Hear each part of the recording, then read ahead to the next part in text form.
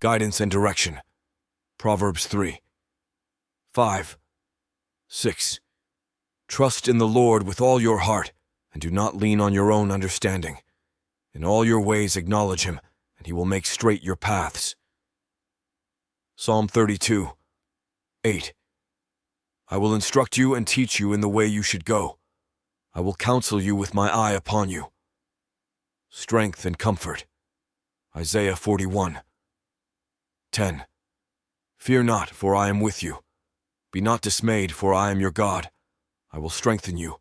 I will help you. I will uphold you with my righteous right hand. Psalm 23. 4. Even though I walk through the valley of the shadow of death, I will fear no evil, for you are with me.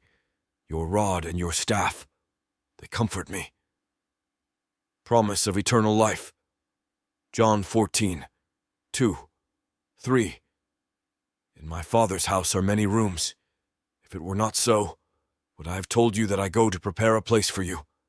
And if I go and prepare a place for you, I will come again and will take you to myself, that where I am, you may be also. Revelation 21. 4. He will wipe away every tear from their eyes, and death shall be no more.